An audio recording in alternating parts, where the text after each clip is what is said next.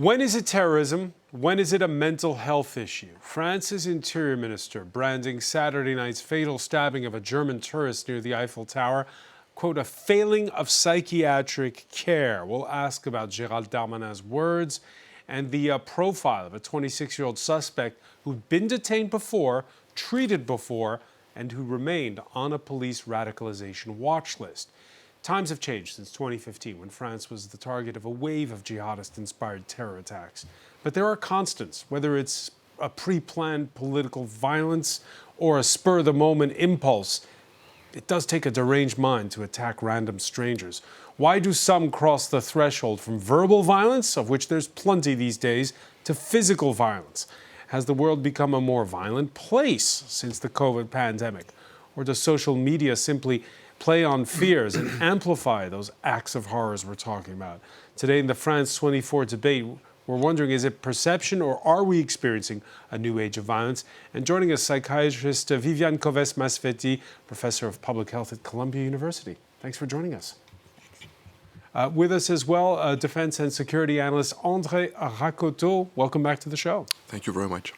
Louis Victor de Françu, co-founder and CEO of content moderation platform Tremo. Welcome back. Thanks for having me.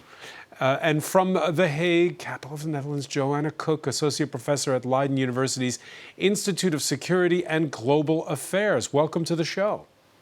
Thanks for having me. The France 24 debate, where you can post your reactions, your questions on the hashtag F24debate. Yeah, third day in police custody. His name is Armand Rajapour Miandoab. He's yet to be formally charged, but he's been talking to those who've been questioning him, saying he went on that rampage that cost the life of a German-Filipino tourist as, quote, a reaction to the persecution of Muslims around the world. Siobhan Silk has more. Born in France to Iranian parents, Armand Rajapour Miandoab grew up in a non-religious environment. He was 18 years old when he converted to Islam and began consuming vast amounts of jihadist propaganda online. As opposed to other terrorists, he really converted and got radicalized on the internet. His parents aren't Muslim. In fact, they fled the Islamic Revolution in Iran. Online, Rajapour Miandoab was in contact with the perpetrators of several high-profile terrorist attacks in France. He also had ambitions to travel to Iraq or Syria to join the Islamic State group, but didn't go through with those plans. In 2015, he was arrested for planning an attack in Paris and was sentenced to 4 years in prison. He was diagnosed with mental health issues and placed under close psychological surveillance while incarcerated. He continued to be heavily monitored by the state following his release in 2020. He was following compulsory treatment, which involved close psychiatric monitoring by a medical professional. This treatment lasted until the end of his probation period in April 2023, after which his case was transferred to the intelligence services. In October 2023, Rajapour Miandoab's mother reported him to authorities over fresh radicalisation concerns. But at the time, police determined there was insufficient evidence to take action. So Viviane Coves-Masfetti, compulsory treatment until the end of his probation last April. What do you make of this story? So it was clear that he has to follow a psychiatric treatment. At some point, he has to take medication. But, you know... explain for us, what kind of medication, what is the... Okay, the kind of medication, I don't know if it will mean something for you. It was clear that in prison he has delusions, and when people have delusions, we are giving them antipsychotic. So there are drugs that he was taking, and what is really surprising is that he agreed with the treatment, he was following the treatment, and he was really closely followed. And when he was out, he has to go to many appointments, and he was respecting the appointment and doing everything people told him to do. What does that tell you? It tells us that it was a very complex case, as you imagine, that on one hand, he had psychiatric problem, nobody contests that, but you know, psychiatric problems are not forever. People can go much better, and apparently he was going better. And it was the evaluation not only of one psychiatrist, but of many of them who was confronted to him. And until recently, there were no symptoms of something special concerning mental health problems. So as you quote, his mother was reporting that apparently he was having a relapse. But the point was that the relapse, she felt it. It threatened her to kill her, so she's quite afraid, and she probably is right to be afraid. So she hesitated to involve herself in a placement, which is one of the difficulties for family when, you know, they are asked to be part of the placement. So she didn't do it because probably the symptoms were not big enough that, you know, it was it's a obvious. heavy decision deciding to intern someone. Yes, But and especially someone as close as your family member, you will live with him afterward. So, you know, it's a very difficult decision for family to take. But André Rakoto, it was alarming enough for her to flag this to authorities back in October. Yeah, but the problem is we have 20,000 people on the S-Files in France. S-Files are the radicalization watch lists. Well, the most radicalized are about 4,000. There are different steps or different groups within the S-Files. So as it is right now, this is not a judicial measure to put them in this file, so you cannot really make anything mandatory for those who are there. There are under surveillance because they might be problematic at some point, but it is not a judicial thing. So it's difficult. So listening to Viviane, is this a case of radicalization or, as we'll hear in a clip shortly from the Interior Minister, a problem of authorities missing the flagging of a mental health problem? It goes both ways, I think. You cannot associate terrorism and mental illness, but I think there are as many people with mental pathologies within the terrorists as there are within the regular population. It is not, of course, someone who is going to go and kill people around will create a sense of madness for people who are victims or those who witnessed it. But at the end of the day, not all terrorists have mental pathologies, and if we go that direction, it's very wrong. All right, the killer of a French priest near Rouen, the killer of a married police officers in their home near Paris, the 18-year-old who beheaded a social studies teacher who'd shown his class cartoons of the Prophet. This suspect had in the past had contacts with all of the perpetrators we just mentioned. Those are some of the most high-profile jihadist attacks we've seen here in France in recent years. Louis-Victor de François, there was this kind of network where all these people, maybe we don't know his case study, I'm certainly not a psychologist, but in any case, they're called lone wolves, but they somehow are all in contact with one another.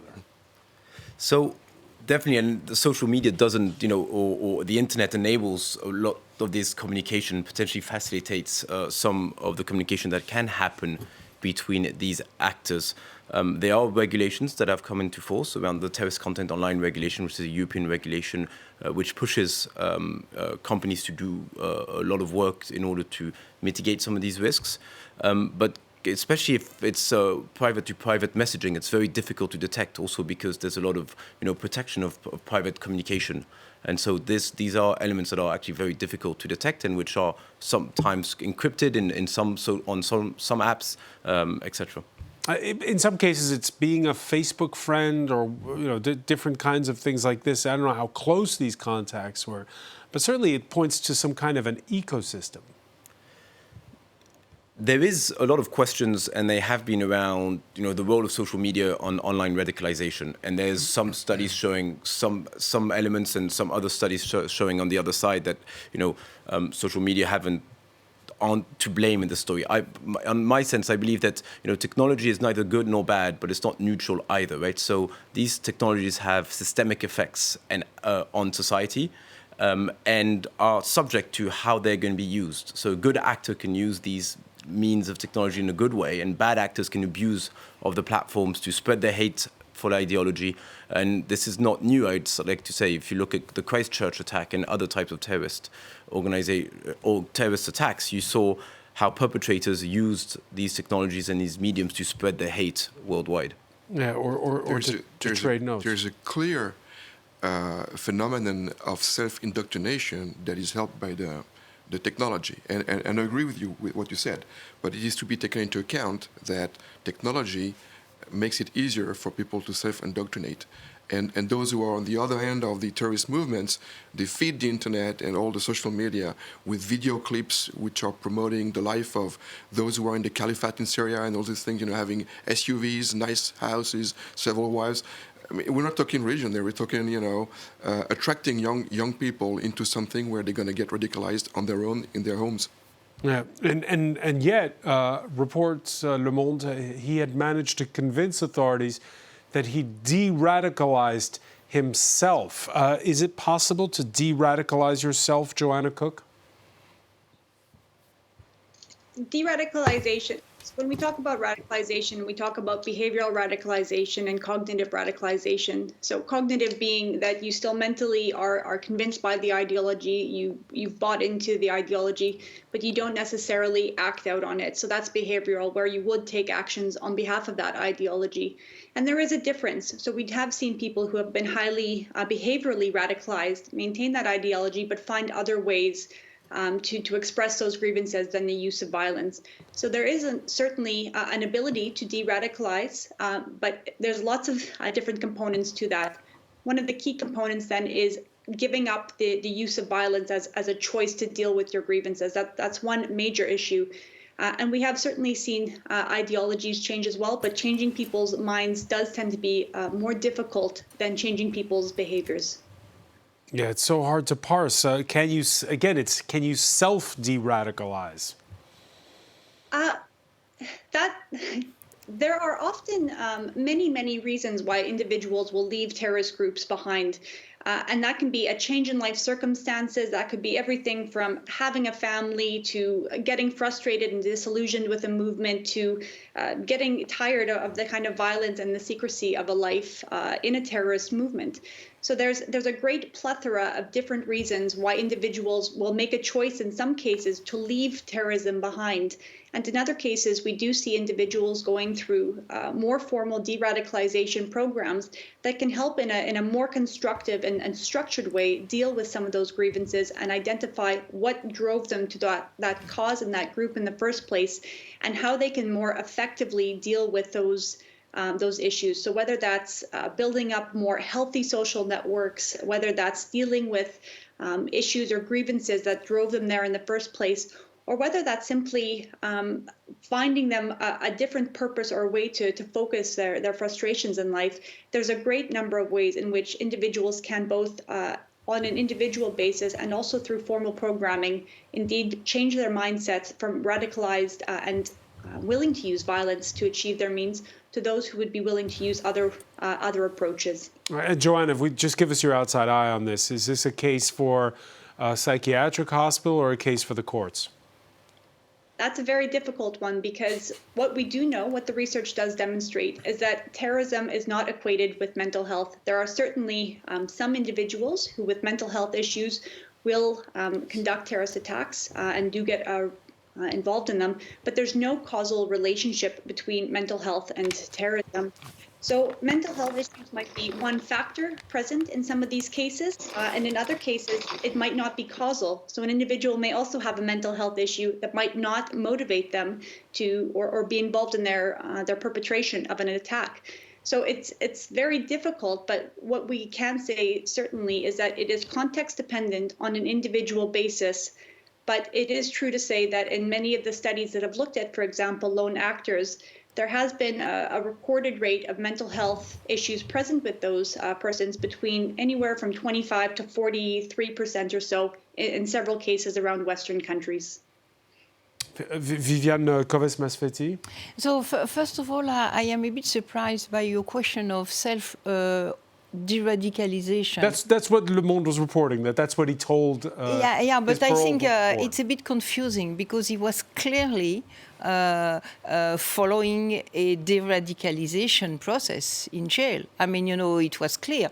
So he claimed at some point that he was deradicalization himself, but it was what is claimed. But, the fact is that he was following clearly a deradicalization process in jail. That's no question.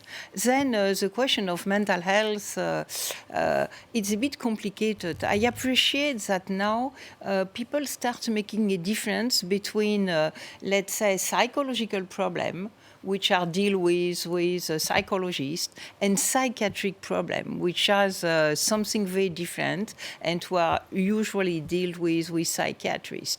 The fact that there is an overlap is clear. We have to be very cautious about the causal stuff. I mean, mental health is very complex. So, to say it is because of, you have to be really, really careful. I mean, But you have to be, in any case, you have to be detached to want to go and kill random strangers. Is there a difference between what he did, a knife attack, and somebody who makes a bomb in his basement and then plants it? The problem is normal people could do crazy things. You get mad, you may say some things, and, afterward you say, oh, my goodness, I should never say. You're jealous, you can do things. So, normal people do crazy things. And psychiatric people are really violent. I mean, the idea that, psychiatric patients are killing a lot of people is a wrong idea. Most of the killing are due to drug dealers or, drug system, to what we call antisocial personality. I mean, the psychotic, they are not killing so many people. Unfortunately, they may kill family members, which is a bit tricky, but, that's the case. So, the question of mental health, violence, and killing has to be looked with a lot of caution. If I may say something, you cannot execute the September 11th attacks in the United States with unstable people, with people who have mental pathologies. You have several levels of people within the terrorist world.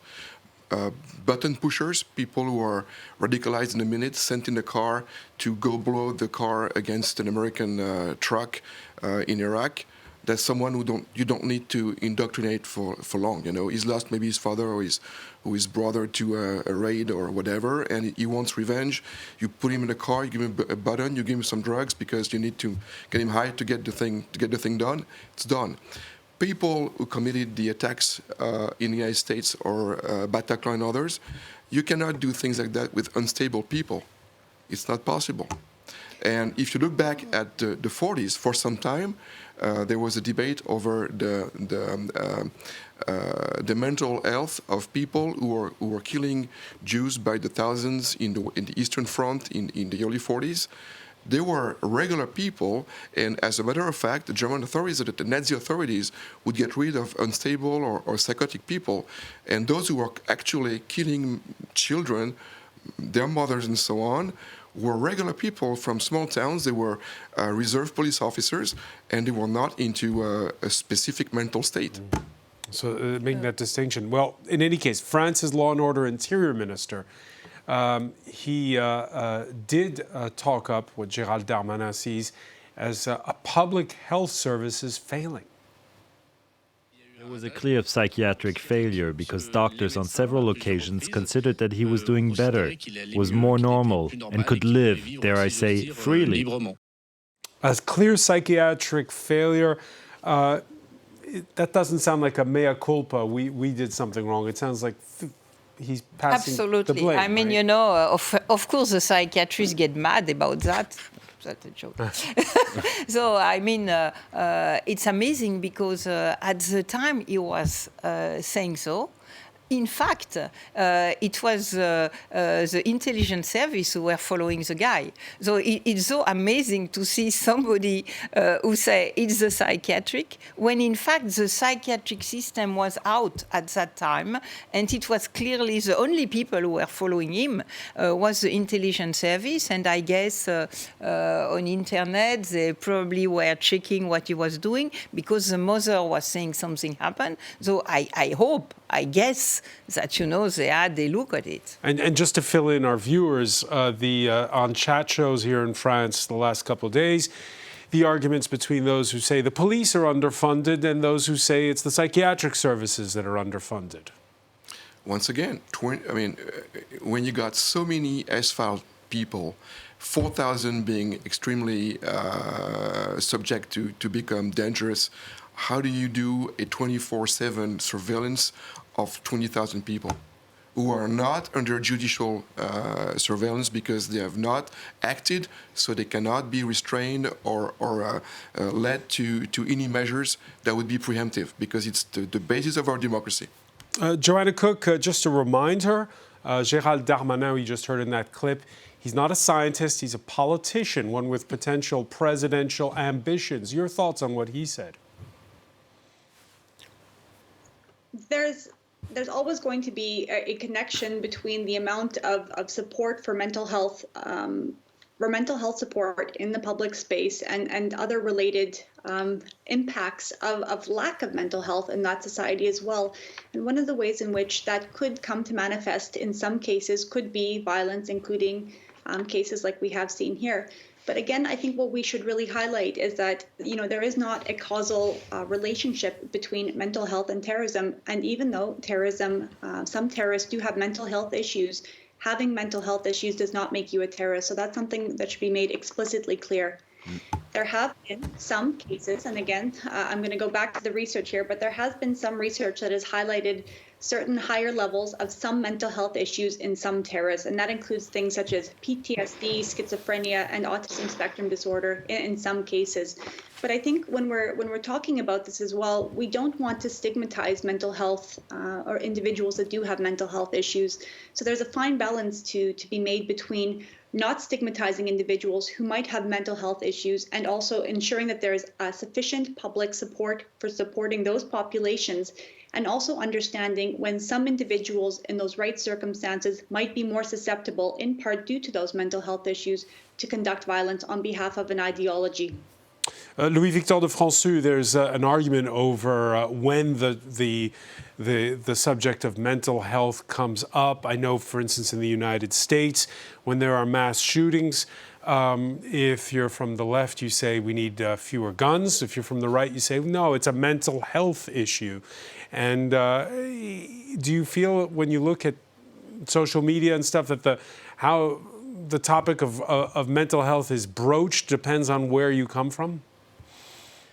There is that discussion can come, and by the way, it can come also to the role of social media within the radicalization process, or the other side, the deradicalization process, because there has been some experience showing that if a company, let's say a video sharing platform, realizes that one of their users is going down a rabbit hole of extremist or of self-radicalization, potentially showing them specific content or sending specific messages, because these companies have the potential and have the capacity of understanding when somebody's looking over and over and over again at jihadi material, etc., identifying the pattern and sending other counter discourse. I know there's been a lot of work on this type of features that can be developed, again, within some of the work that President Macron... Are the tech giants getting better at that or not? There's been a push towards implementing more and more of this. And I think one of the key drivers of this was what happened in Christchurch. And then the Franco New Zealand initiative, the Christchurch Call to Action, really pushed a number of tech companies and of world leaders to get together and to think about how can you start putting positive interventions and how can you start fighting against the spread of hateful ideologies online. But do you feel like now that might be going backwards? I ask the question because we've seen, for instance, at the start of the war in Gaza, that Twitter was overwhelmed, and Twitter has said it wants more of an algorithm-based method of policing its social network.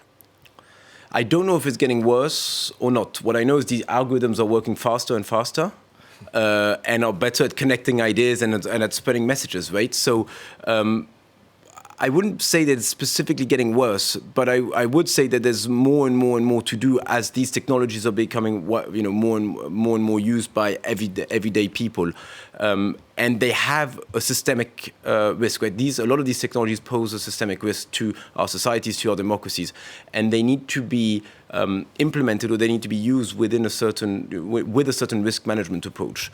This is what a number of the new European regulations are pushing forwards. When you look at the Digital Services Act, with the transparency reports, but also the risk assessment reports that some of these very large online platforms need to publish and undergo on a yearly basis. But it's the beginning of a new cycle, and it's the beginning of changing the paradigm, changing the way a lot of these companies are also thinking about the risk that they are posing, or that the use of the technology is posing to society. Well, Joanna Cook, do you think things have gotten any better since 2015?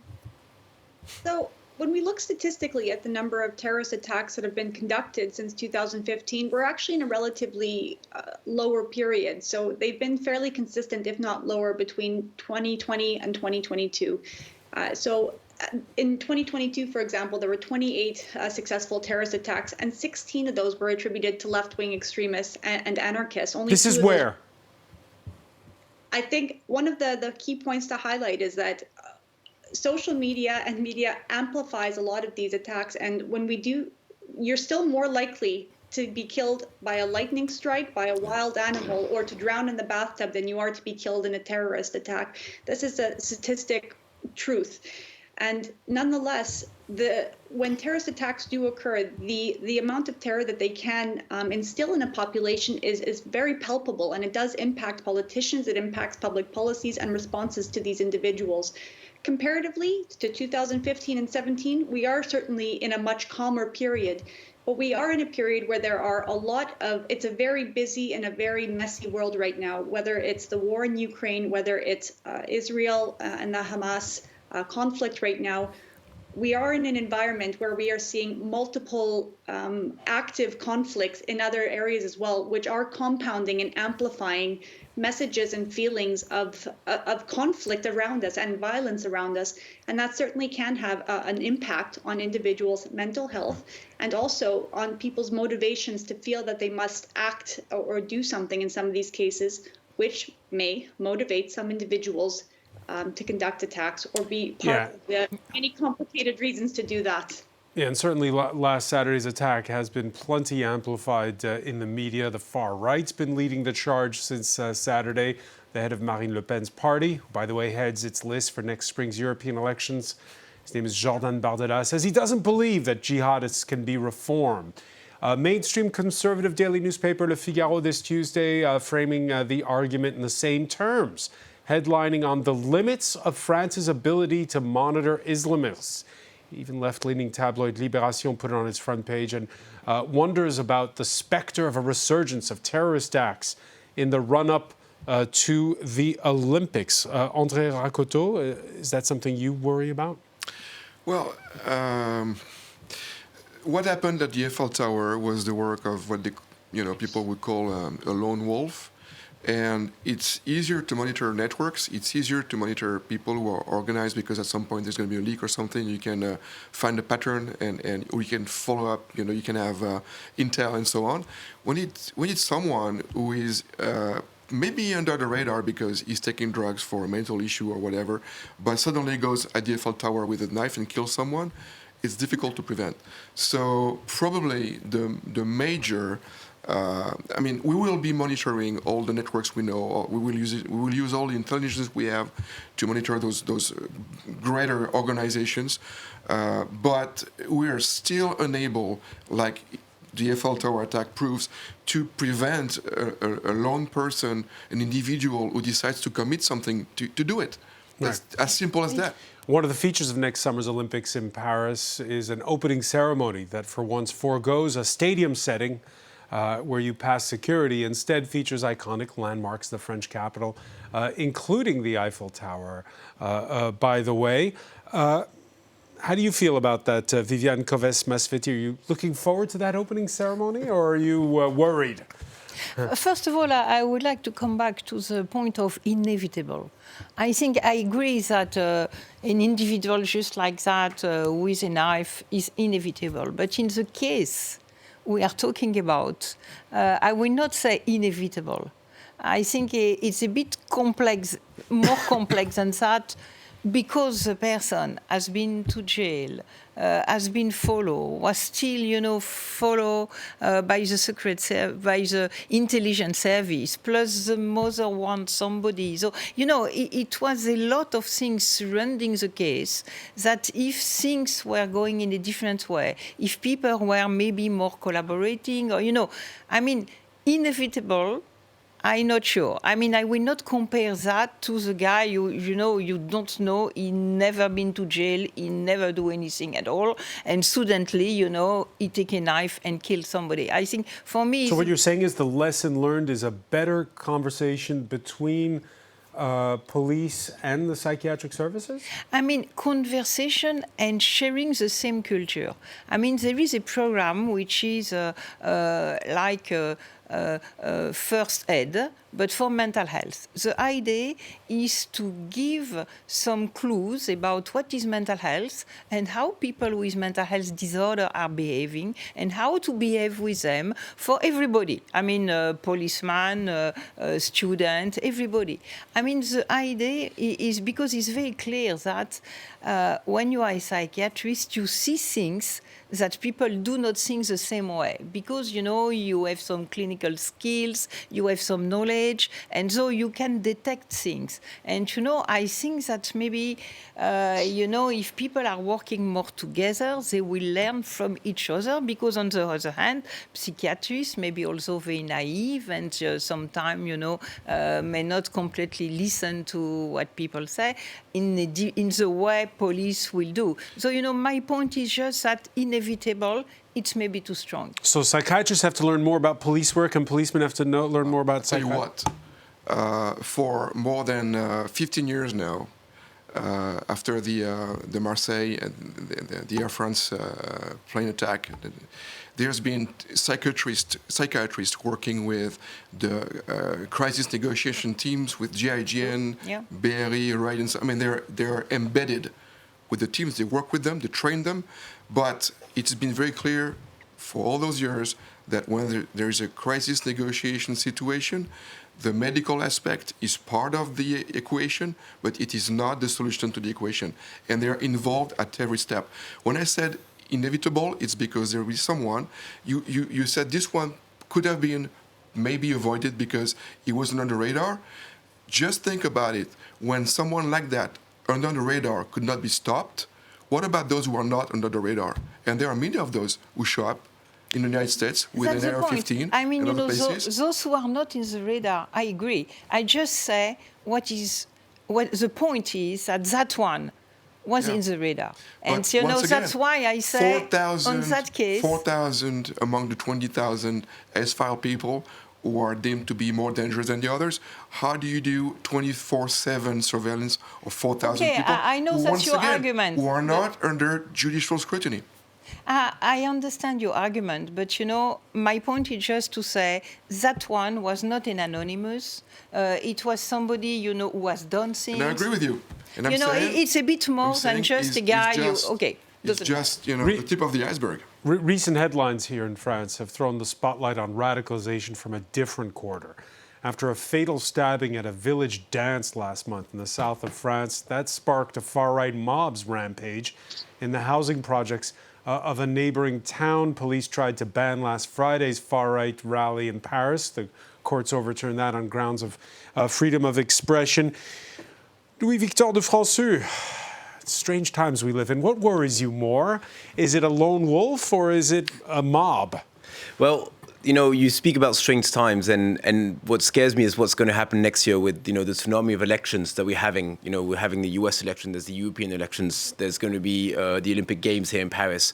So if we think that what we're living today is boiling, then next year is going to be even worse, right? So I'm scared about the mobs. Because that mob organized on the web. I mean, it was people from all across France that converged on this village in this town in southern France. But you have this also, and you have other examples of this, right? You see how some certain social media and it follows what just happened in Ireland, where the far right organized over the internet as well. But you saw that also among the riots over the summer in France, where certain social media platforms were used to geolocate, burning cars, and so they have maps application within. So for sure, social media platforms and technology can be used as a vector to spread hate, but also to unite people who share that hate and to regroup at certain areas, etc. And this is where it's very important, I believe, that we invest, and these companies continue to invest in link to the regulators to crisis protocols. What happened if there is an attack?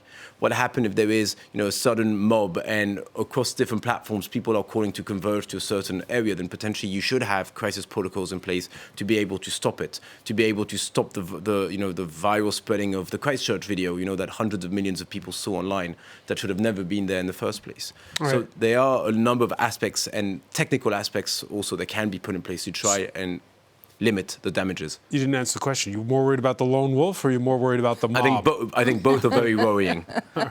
En même temps, I would say. Tragically, this past weekend saw the first fatality in 13 years outside a French football stadium. It was a stabbing as supporters of Nantes and Nice clashed before the match, and it's been a strange year for French football, Joanna Cook, because we've had again, it's amplified these incidences of violence that have taken place in places like Marseille, Montpellier, and now Nantes with a fatal twist. Are we living in a more violent era? That's I guess my question right now. Why is or is it just, again, as you just heard Louis Victor say, is it just simply because it's more amplified? Yeah, I think we're living in a very complicated ecosystem right now. And again, if we look at the statistics and if we base our analysis in statistics, we know that we are not comparatively in a more violent world. In fact, if we look at the whole spectrum of human history, we're in one of the most peaceful eras, if not the most peaceful era of human history. But when we have 24-hour news feeds and social media coming at us nonstop, which is continuing to highlight some of these conflicts that we do see around the world, and places like in Gaza, in Ukraine, and we also see videos being disseminated, again, through the eyes of people that are involved in some of these conflicts, it does give this continuous feeling that there is a bombardment of conflict and violence and challenges. And it's an incredibly difficult thing to feel like you can turn the temperature down and give space for more constructive ways to deal effectively with some of these issues. And that's a very big challenge, not only for politicians and governments that are currently maneuvering this space, but for all actors involved in this, including social media companies, including communities that are impacted by these as well. And we do have to find ways to tone down the temperature, to reduce the grievances that are currently here, and try and keep things in perspective about how we are living, again, in a relatively peaceful time. But as Andre has highlighted, there are serious concerns that do have to be seriously accounted for as well. And there are effective ways in which those can be better mitigated. For example, if we know that leakage behavior, so having individuals talk about plots before they conduct plots, then we can try and work more with communities to make them feel more confident to report cases where if somebody expresses a desire or indicating that they are going to they can come speak to the police and feel confident doing that. This is one of the ways in which you can deal more effectively with such a large population of 4,000 highly radicalized individuals, or persons, I should not say highly radicalized individuals, high threat individuals, or individuals perceived to have a high threat level. But there do have to be more effective ways of turning that temperature down, finding ways to keep things in perspective, and to mitigate the risks of individuals conducting violent attacks like we did see in France recently. Viviane Coves-Masfetti, when it comes to the football hooliganism, those hints that you get that just described there by Joanna, there are cases where the visiting team's fans are not allowed to travel, but that still doesn't explain why it feels like it's more violent since the start of this season. Is it just a feeling, or is it just, are we in a more violent country, of more violent Europe than before? So first of all, what I would like to say is that nobody is obliged to go on the media. Nobody is obliged to listen to everything. Nobody is obliged to spend his day looking at the violent events. You may remember during the COVID, it was a lot of anxiety, and then people start saying, but stop watching TV every minute and listening to bad news all the time. There is a sort of vicious circle, but you never forget that ultimately, you have the decision. You're not obliged to look at that. So that's my point. Then, if it is more or less violent, I am not so young, and I remember the hooligan. I remember that, it was very, very violent happening in Europe. At that time, we were French. We look at UK or in the Netherlands, and we say that's awful. Today, of course, it's Europe. Everybody is traveling. They are not, as you see, Swedish were killed in Belgium, and you have German who were killed in France. So, now we are in Europe. Everything has mixed. So Europe has a lot of advantage, but, the disadvantage may be that we are exchanging our violence behaviors. So globalization, one factor. We travel a lot more than we used to. But Louis-Victor de Franceux, is there something about our phones and being on our social media on our phones that makes us more violent? Or actually, I could ask it to you this way. Has that been, that process of sort of pent-up rage been amplified, especially during COVID? Because we could call up the number of violent acts recorded in France since 2008, and there you see the numbers go way up after the COVID pandemic. I don't know if we can blame our phones and our usage of the internet and of technology for this. I mean, we're getting locked up like we were during COVID. I agree, but without technology, we would not have survived. "Quote unquote," society would not have passed COVID. Right? We had work from home. We had new ways of adapting to society that was completely locked down. It was also a way of exchanging with our close ones that were, locked out on the other side of the city or the other side of the country. So you can't always just look at the bad side of technology, right? There's some good side. I mean, again, technology is neither good nor bad, but it's not neutral. It's the way it's being used by individuals. Some individuals want to abuse of the technology. So those who provide the technology need to put in place the right measures to make sure that the technology can't get abused. But these social media, their business model is outrage and fury, and those are the kind of things that lead to rhetorical violence and then to violence in the real world. It can be, but also let's not forget that their ultimate business model, and we saw it a bit with X, their ultimate business model is selling advertising. If if there's a public impression that their platform is subject to hate, subject to, other platforms just received letters from Thierry Breton and DJ Connect around child sexual abuse material, then advertisers will start leaving those platforms. So, it's not just, and I'm going to say that a bit ironically, but it's not just a public health or a democratic, protection of democracy. It's also part of their business model is making sure that they have the advertisers and the users. There's a problem there. Like you said, and I agree with you, it's advertising and so on, but people click on from site to site, and the algorithms are going to feed people with things they want to hear and read. And those. So if you're a peaceful guy, you will see more peaceful things. And I've seen people getting more and more angry on the internet because they were fed with things that are just outrageously wrong, fake, lies. But it is somehow nurturing what they want to believe. And at some point, they are so outraged that they are ready to storm the Capitol.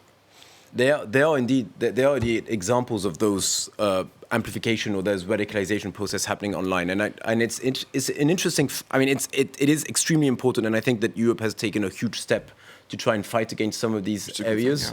There's still a lot of work to be done, and it's going to be very interesting to see how these companies are actually implementing all the different regulations and see how that is going to force them and see how the Commissioner Breton is going to potentially use the weapon, I want to say, of the DSA or as a means of actually making sure that these companies put the safeguards in place.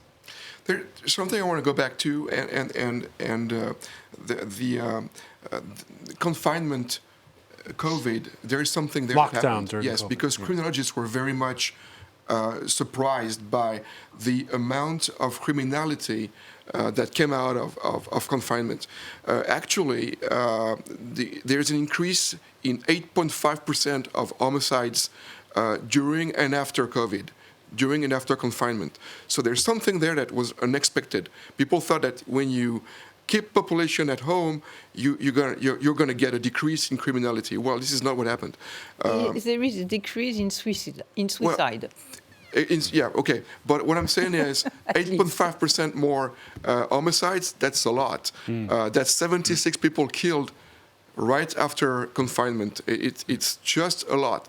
And society right now, given the statistics that the Ministry of Interior gives every year, is more violent because there is an increase in the number of attacks, sexual attacks, and so on. So, Joanna Cook, we're out of time, but just settle this argument. Viviane reminding us that we all think there was a golden age when there was no violence, and André saying since lockdown we've had a problem. So we've never had a golden age of non-violence. We are in the most peaceful era of human history, I will say that, but there certainly was, related to COVID and following this period of confinement, a great number of issues and challenges that have come out of that. And whether that's decreasing trust in government, we see anti-institutional movements, we see actors from very broad backgrounds and ideological leanings, all kind of united by a certain kind of frustration from some of the features that life under COVID and lockdown did have. And it is a complicated period. But like I said, I think one of the main things that we do need to focus on is really turning down that temperature and finding more constructive ways of dealing with these grievances than going out and joining them. We'll have to have everybody back to discuss those measures more. Right. More government. We need more government in some areas of France where if we had more social services, more administration, things would go better. Things would go better. We'll leave it there for now. André Rakoto, I want to thank you. I want to thank Louis-Victor de Franceux, Joanna Cook for being with us from The Hague. Thank you for having us. Viviane Coves-Maspetti, thank you for being with us here in the France 24 debate.